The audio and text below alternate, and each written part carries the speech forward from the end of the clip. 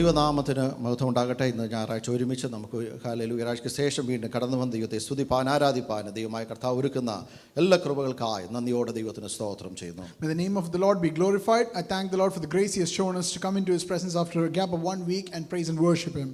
Price ഇന്ന് പൽക്കാലം നമ്മൾ വായിക്കുവാനിടയായി തീർന്ന് 66-ാം സങ്കീർത്തനമാണല്ലോ. Today we have read from Psalm 66. Hallelujah.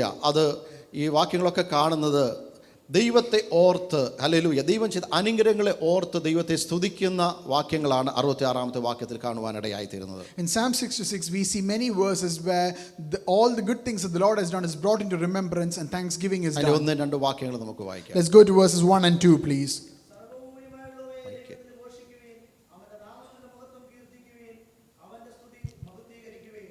Make a joyful shout to God, all the earth. Sing out the honor of His name. Make His praise glorious. സങ്കീർത്തനക്കാരനോട് പറയുന്നത് സർവ്വഭൂമിയുള്ളവരെ ദൈവത്തിന് ഘോഷിക്കുവാൻ വേണ്ടിയാണ്.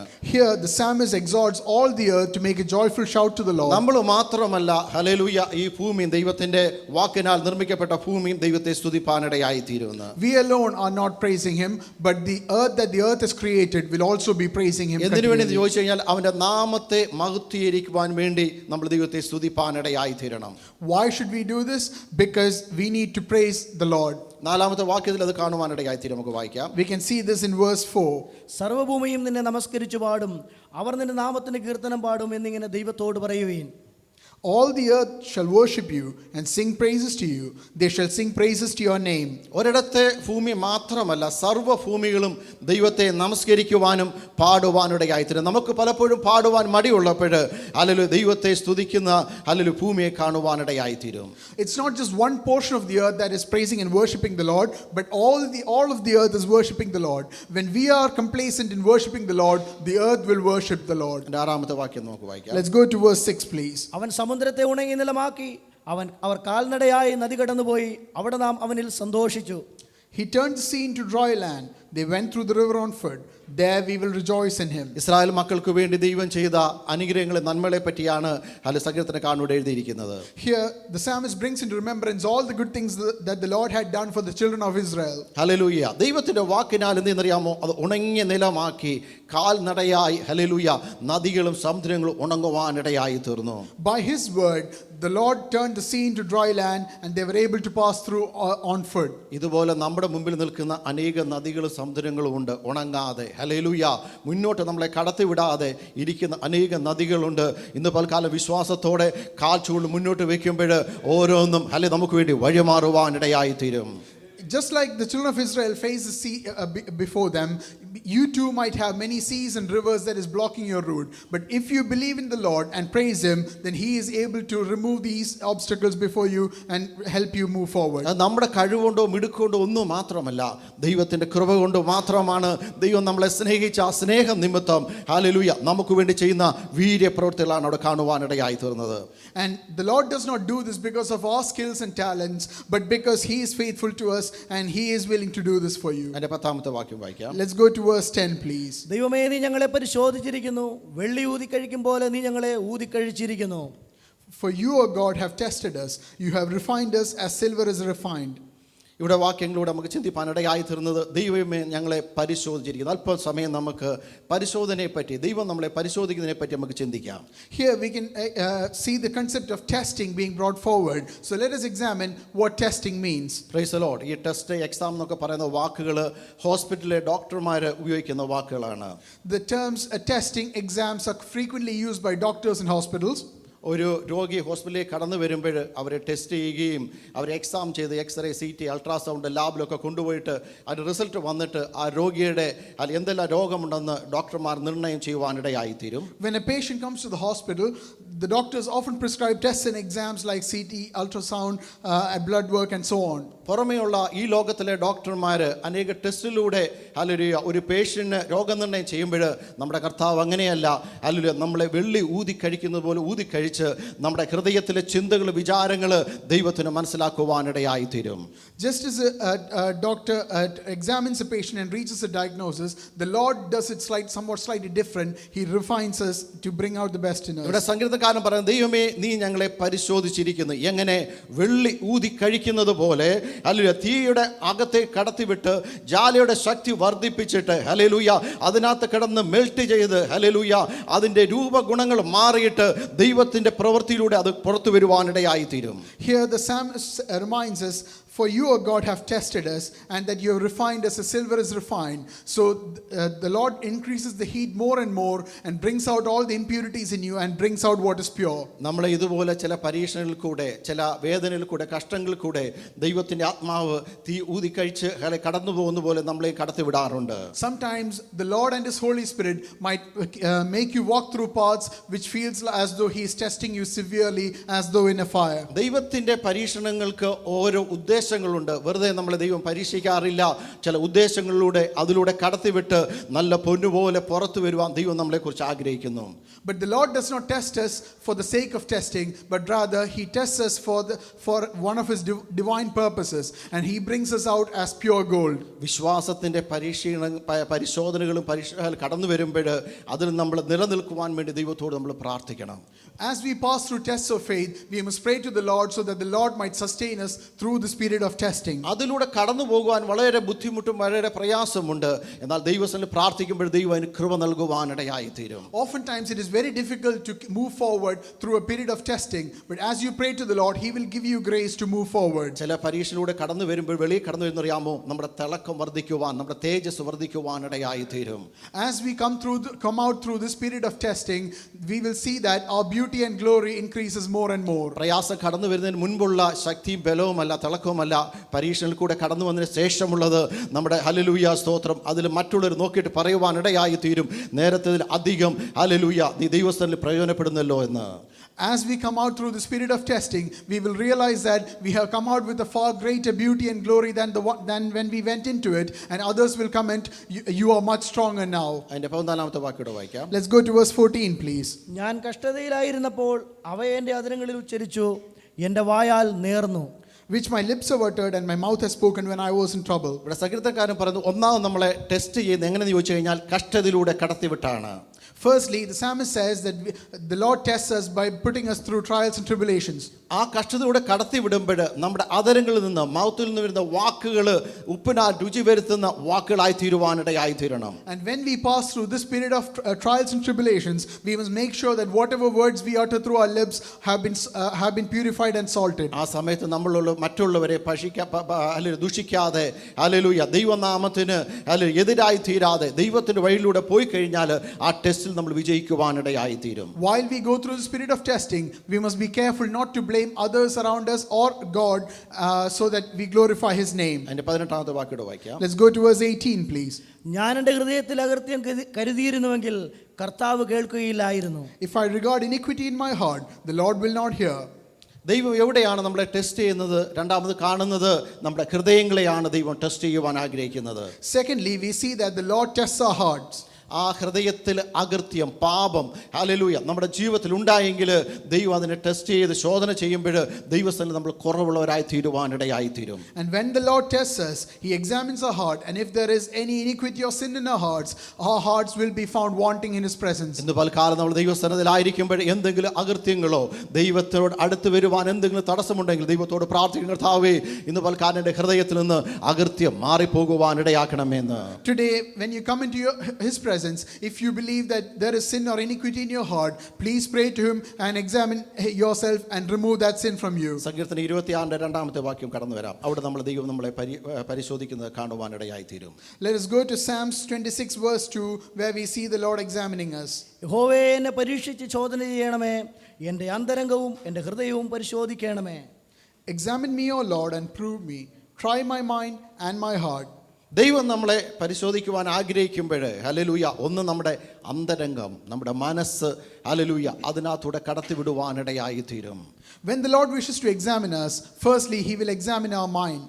ലോകത്തിലുള്ള ഒരു ഡോക്ടർമാർക്കും കണ്ടുപിടിക്കുവാൻ പറ്റത്തില്ല നമ്മുടെ ഹൃദയത്തിലെ ചിന്തകൾ, വിചാരങ്ങൾ, പ്രവൃത്തികൾ, അല്ലെങ്കിൽ പാപങ്ങളെ ഒന്നും ഈ ലോകത്തിലെ ഡോക്ടർമാർ കണ്ടുപിടിക്കത്തില്ല. എന്നാൽ ഉയരത്തിലൊരു ഡോക്ടറുണ്ട്. ആ ഡോക്ടർ നമ്മളെ ഹല്ലേലൂയ സ്വർഗീയ സ്കാനിങ്ങിലൂടെ കടത്തിവിടുമ്പോൾ നമ്മുടെ ഹൃദയത്തിലെ ചിന്തകൾ, വിചാരങ്ങൾ സകലത് ഇന്ന് പൽക്കാലം അറിയുവാനിടയായി തീരും. No worldly doctor is able to examine your mind and see all the impurities and sins that is contained within it.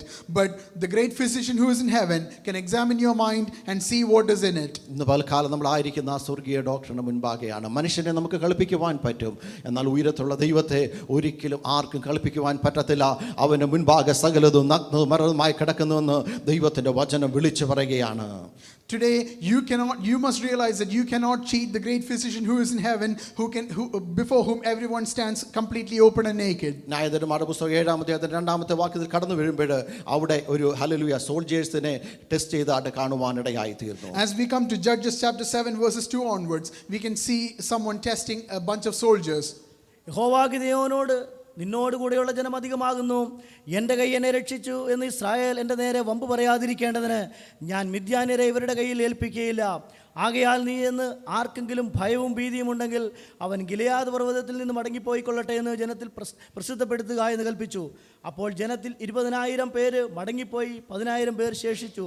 യഹോവ പിന്നെയും ഗിദെയോനോട്, ജനം ഇനിയും അധികമാകുന്നു, അവരെ വെള്ളത്തിങ്കിലേക്ക് കൊണ്ടുപോകുക, അവിടെ വെച്ച് ഞാൻ അവരെ പരിശോധിച്ചു തരാം. ഇവൻ നിന്നോടുകൂടെ പോരട്ടെ എന്ന് ഞാൻ കൽപ്പിക്കുന്നവൻ പോരട്ടെ, ഇവൻ നിന്നോടുകൂടെ പോരണ്ട എന്ന് ഞാൻ കൽപ്പിക്കുന്നവൻ പോരണ്ട എന്ന് കൽപ്പിച്ചു. അങ്ങനെ അവൻ ജനത്തെ വെള്ളത്തിങ്കിലേക്ക് കൊണ്ടുപോയി. യഹോവ ഗിദെയോനോട്, പട്ടി നക്കി കുടിക്കും പോലെ നാവ് കൊണ്ട് വെള്ളം നക്കി കുടിക്കുന്നവരെയൊക്കെയും വേറെയും കുടിക്കുവാൻ മുട്ടുകുത്തി കുനിയുന്നവരെയൊക്കെയും വേറെയും നിർത്തുക എന്ന് കൽപ്പിച്ചു. കൈ വായിക്ക് വെച്ച് നക്കി കുടിച്ചവർ ആകെ 300 പേരായിരുന്നു. ശേഷം ജനമൊക്കെയും വെള്ളം കുടിക്കുവാൻ മുട്ടുകുത്തി കുനിഞ്ഞു. യഹോവ ഗിദെയോനോട്, നീ നക്കിക്കുടിച്ച 300 പേരെ കൊണ്ട് ഞാൻ നിങ്ങളെ രക്ഷിച്ച് മിദ്യാന്യരെ നിന്റെ കയ്യിൽ ഏൽപ്പിക്കും. ശേഷം ജനമൊക്കെയും താങ്കളുടെ സ്ഥലത്തേക്ക് പോകട്ടെ എന്ന് കൽപ്പിച്ചു. ആമേൻ. And the Lord said to Gideon, the people who are with you are too many for me to give the Midianites into their hands, lest Israel claim glory for itself against me, saying, my own hand has saved me. Now therefore proclaim in the hearing of the people, saying, whoever is fearful and afraid, let him turn and depart at once from Mount Gilead. And 22,000 of the people returned, and 10,000 remained. But the Lord said to Gideon, the people are still too many. Bring them down to the water, and I will test them for you there.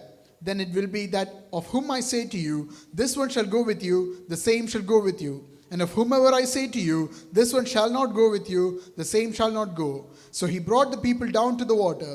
And the Lord said to Gideon, everyone who laps from the water with his tongue as a dog laps, you shall set apart by himself.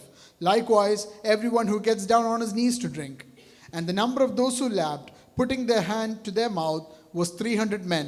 But all the rest of the people got down on their knees to drink water.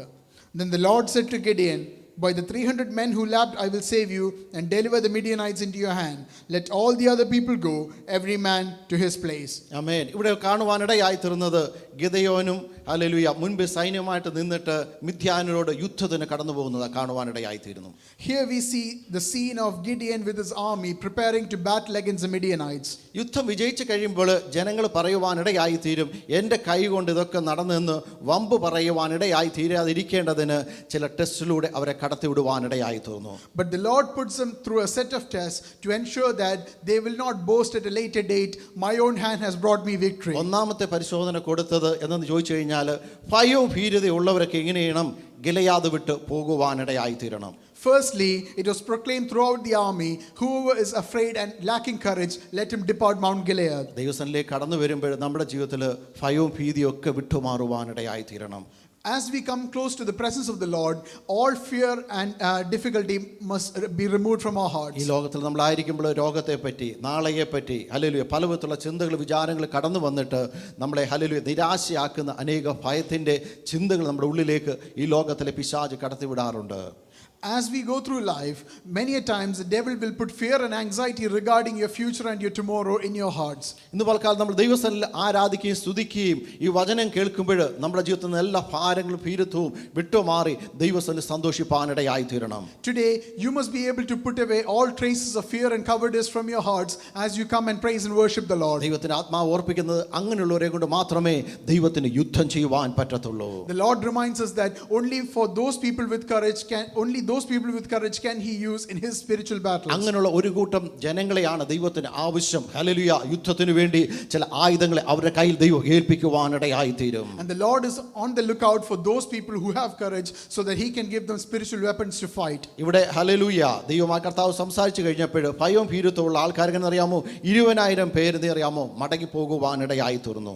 Here, as the Lord God proclaims this throughout the army of Gideon, 22,000 people from the army leave. ദൈവമായ കർത്താവ് വീണ്ടും ഗിദെയോനോട് പറയുകയാണ്, ഈ ജനം കൂടുതലാണ്, എനിക്ക് അത്രയും പേര് വേണ്ട, യുദ്ധത്തിന് രണ്ടാമതൊരു പരിശോധന കൊടുക്കുവാനിടയായി തീർന്നു. But the Lord still says, the people who remain, the 10,000 are far too many.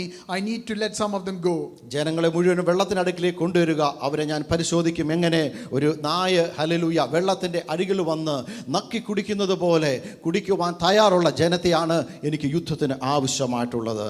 So the Lord puts them through a test. He brings them to water and says, everyone who laps of water like a dog from a pool of water, him I will call to fight for me. Hallelujah. എത്ര പേരറിയാമോ 300 പേരെയും കൊണ്ട് Gideon യുദ്ധത്തിന് കടന്നുപോയി. And with just 300 people, Gideon went to fight the Midianites. ലോകപ്രകാരം നമ്മൾ ചിന്തിച്ചു കഴിയുമ്പോൾ അത് വലിയൊരു സംഖ്യയല്ല യുദ്ധത്തിന് കടന്നു പോകുന്ന soldiers. Hallelujah.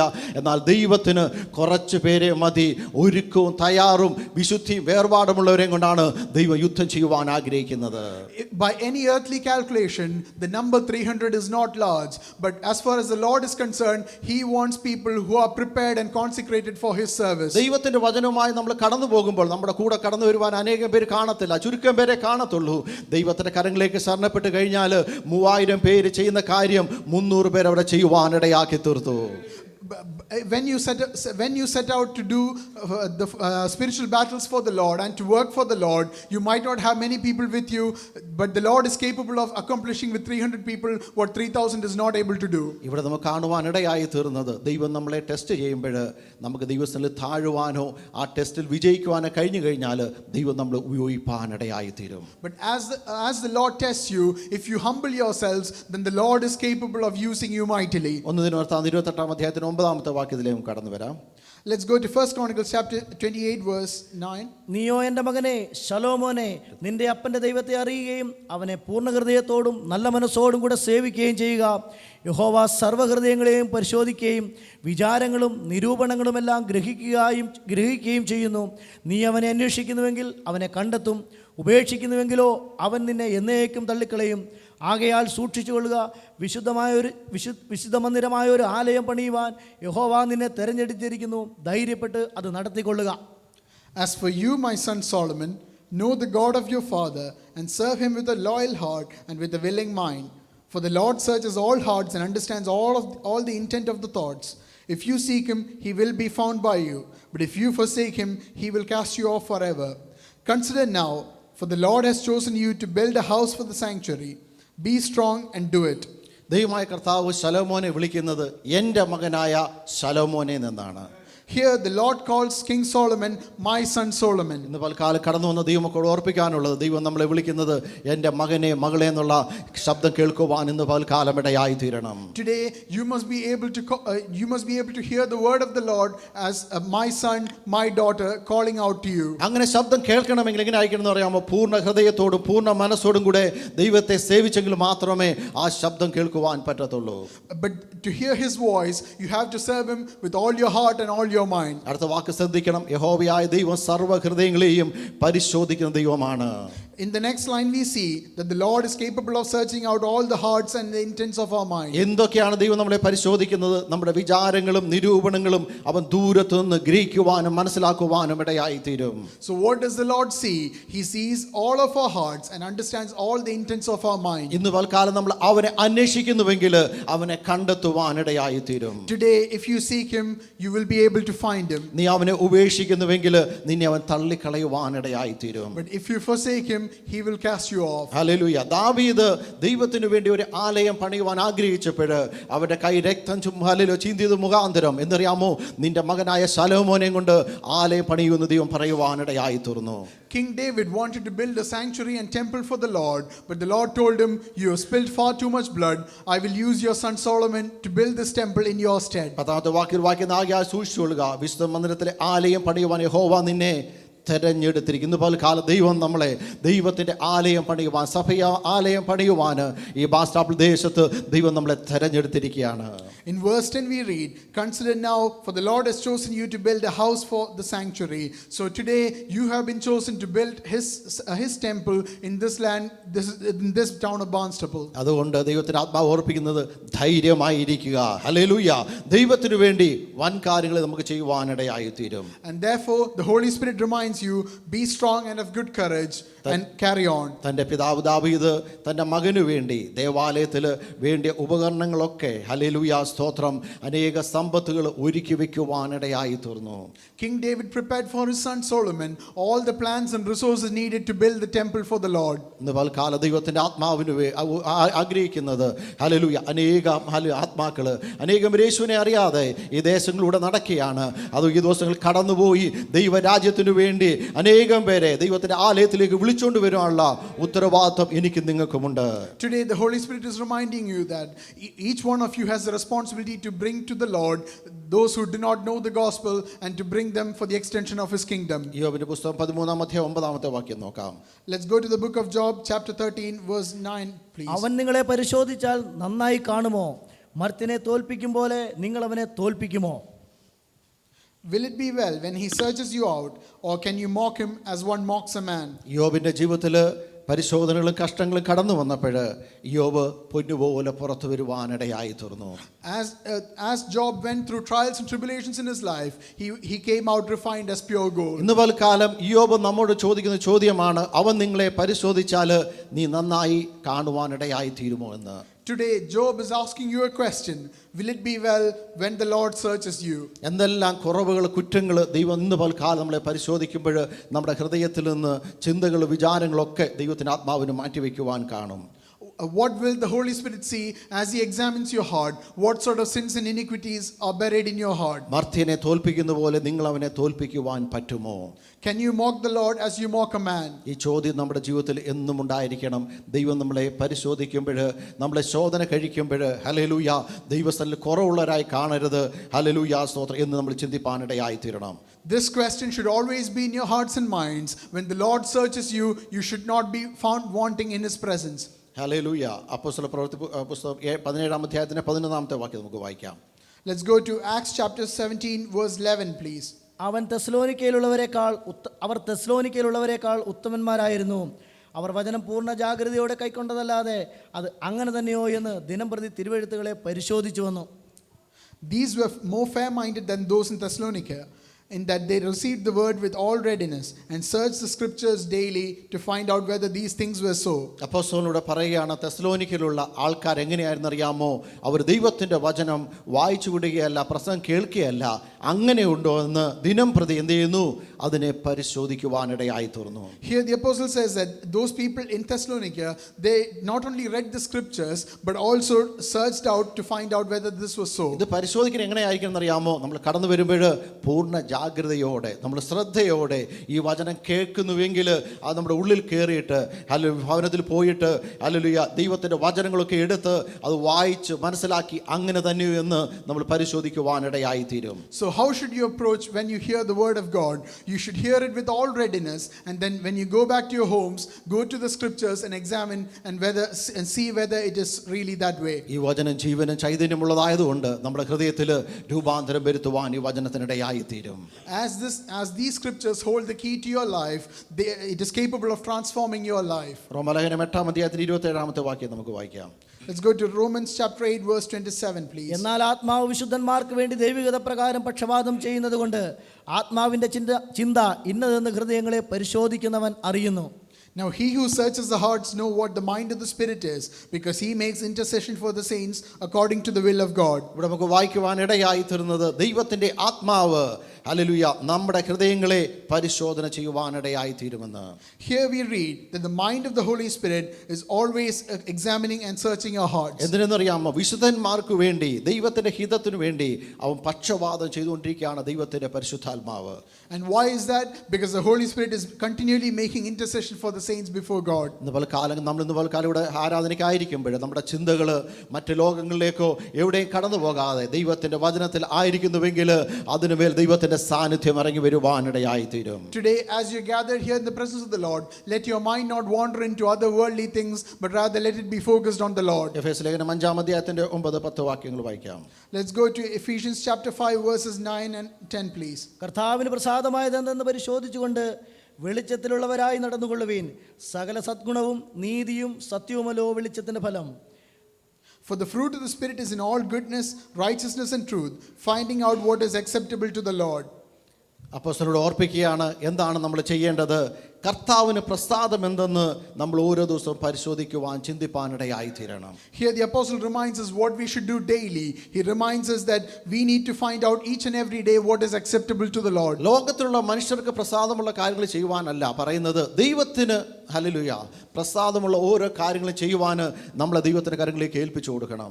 He reminds us that we should not be pleasers of other human beings around us, but rather we should be pleasing the Lord. ഒന്നാമത് നമ്മുടെ ശുദ്ധീകരണമാണ് ദൈവത്തിന് ഏറ്റവും ആവശ്യമായിട്ടുള്ളത്. Firstly, it's a sanctification of us that the Lord desires before anything else. ഇരുട്ടിന്റെ ഏതെങ്കിലും നിഷ്ഫല പ്രവൃത്തി നമ്മുടെ ഹൃദയത്തിൽ ഉണ്ടോ എന്ന് നമ്മളെ തന്നെ ഒന്ന് ശോധന ചെയ്യുവാനിടയായി തീരണം. We should examine ourselves if there are any unfruitful works of darkness in our lives. Hallelujah സകല സൽഗുണ നീതി പ്രവൃത്തികളും നമ്മളിൽ നിന്ന് ഉദിച്ചു വരുവാനിടയായി തീരണം. And from us should spring out all acts of goodness and righteousness. Hallelujah വെളിച്ചത്തിന്റെ മക്കളായി നമ്മൾ നടന്നെങ്കിൽ മാത്രമേ നമ്മളെ ശോധന ചെയ്യുമ്പോൾ ദൈവത്തിന്റെ സന്നിധിയിൽ നീതിയുള്ളവനായി നമ്മൾ കാണപ്പെടുവാനിടയാകത്തുള്ളൂ. Only if we walk as children of light will we be found pure when the Lord examines us. നമ്മൾ ദൈവം ശോധന ചെയ്യുമ്പോൾ നമ്മൾ എന്ത് ചെയ്യണം? ഒന്നാമത് നമ്മൾ വിശ്വാസത്തിൽ ഉറച്ചു നിൽക്കുവാനിടയായി തീരണം. As the Lord examines us, what should we do? Firstly, we must stand strong in the faith. ദൈവത്തെ ഉപേക്ഷിക്കുന്ന ഒരു കാര്യവും നമ്മുടെ ഹൃദയത്തിൽ നിന്നോ നമ്മുടെ വായിൽ നിന്നോ കടന്നു വരുവാനിടയാകരുത്. No word of rejection against or rebellion against the Lord should come out of our mouths. രണ്ടാമത് കാണുന്നത് പ്രാർത്ഥനയിലും ത്യാഗത്തിലും നമ്മൾ ഉറ്റിരിക്കുവാനിടയായി തീരണം. Secondly, we must be engrossed in prayer. ദൈവത്തോട് കൂടുതൽ അടുത്തു വരുവാൻ നമ്മൾ എങ്ങനെ പരിശീലിക്കുവാനിടയായി തീരണം. We must try more and more to come closer to the presence of the Lord. കഷ്ടത കടന്നു വരുമ്പോൾ നമ്മൾ പുറകോട്ട് പോകുവാനല്ല, അതിനെ ജയിക്കുവാനുള്ള ശക്തിക്ക് വേണ്ടി നമ്മൾ പ്രാർത്ഥിക്കുവാനിടയായി തീരണം. As tribulations come into your life, you should not back away from the faith, but rather find out ways to keep going closer to God. ആ സമയത്ത് നമുക്ക് തിളക്കങ്ങൾ വർദ്ധിക്കുവാനിടയായി തീരും. ദൈവത്തിന്റെ തേജസ് നമ്മുടെ മേൽ അധികമായി ഇറങ്ങി വരുവാനിടയായി തീരും. And as you try and do this, the glory of the Lord will come down on you and your beauty and glory will increase. വായിച്ചങ്കത്തിലേക്ക് കടന്നവരോട് വായിക്കുന്നത്, ദൈവമേ നീ ഞങ്ങളെ പരിശോധിച്ച് അങ്ങനെ വെള്ളി ഊതി കഴിക്കുന്ന പോലെ ഞങ്ങളെ ഊതി കഴിച്ചിരിക്കുന്നു. Let us come back to the psalm that we've just read. We read, for you, O God, have tested us, you refined us as silver is refined. ഇന്ന് പലകാലം ദൈവം നമ്മളെ പരിശോധിക്കുമ്പോൾ ദൈവസന്നിധിയിൽ കുറവുള്ളവരാകാതെ ദൈവസന്നിധിയിൽ ഹല്ലേലൂയ ബലമുള്ള ശക്തിയുള്ള ദൈവമക്കളായി തീരുവാൻ ഈ ദിവസങ്ങൾ ദൈവത്തോട് ഏൽപ്പിച്ചു കൊടുക്കുവാനിടയായി തീരണം. Today, as we come into the presence of the Lord, let us not be found wanting or with iniquity in the presence of the Lord, but rather come to Him as a refined silver. 16-ാമത്തെ വാക്യം വായിക്കാം. Let's go to verse 16, please.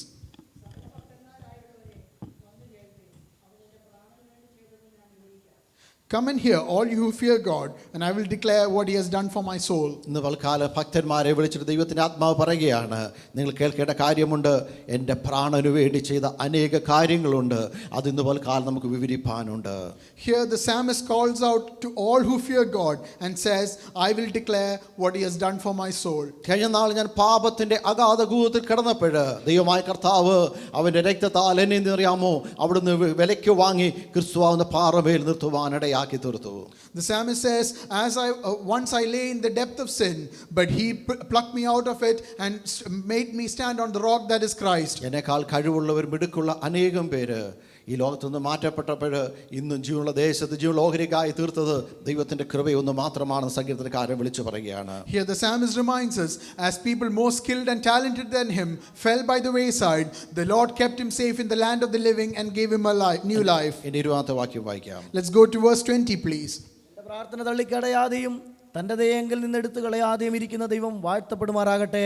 Blessed be God who has not turned away my prayer, nor his mercy from me.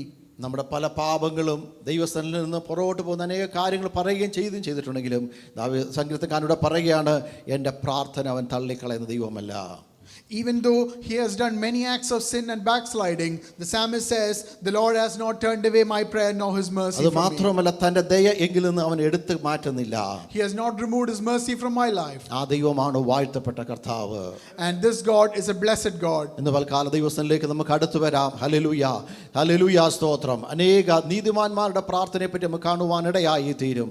Hallelujah. ചുങ്കക്കാരുടെയും പരീശന്മാരുടെയും പ്രാർത്ഥന കാണുവാനിടയായി തീരും. അവർ നീതീകരിച്ചുകൊണ്ട് പ്രാർത്ഥിക്കുമ്പോൾ സ്വർഗത്ത് പോലും നോക്കുവാൻ കഴിയാതെ മാറത്തടിച്ചുകൊണ്ട് പ്രാർത്ഥിക്കുന്ന ഒരു പ്രാർത്ഥനയാണ് ദൈവം കൈക്കൊള്ളുവാനിടയായി തീരുന്നത്. Today, as you come closer to the Lord, you can see many prayers in the Bible, some of righteous men and some of sinners and tax collectors. But if you come to the Lord in humility, then he will accept you no matter what. ദൈവത്തിൻ്റെ ദയ നമ്മുടെ കൂടെ ഉണ്ടായത് മുഖാന്തരമാണ് ഇന്ന് ഞായറാഴ്ച കടന്നു വന്ന് ഒരുമിച്ച് ദൈവത്തെ സ്തുതിക്കുവാനും ആരാധിക്കുവാനും ഇടയായി തീർന്നത്. കാര്യങ്ങൾ ദൈവത്തിന് സ്തോത്രം ചെയ്താട്ട്. Hallelujah. It is because of the grace and mercy of the Lord that you are able to come close to the presence of the Lord and praise and worship him here today. ആ ദൈവം വാഴ്ത്തപ്പെട്ട കർത്താവാണ്. അവനെ സ്തുതിക്കാം, ആരാധിക്കാം. ഈ വചനങ്ങളായ ദൈവമായ കർത്താവ് നമ്മളെ സഹായിക്കാൻ അനുഗ്രഹിക്കുകയും ചെയ്യട്ടെ. And our God is a blessed God. Let us praise and worship him. May the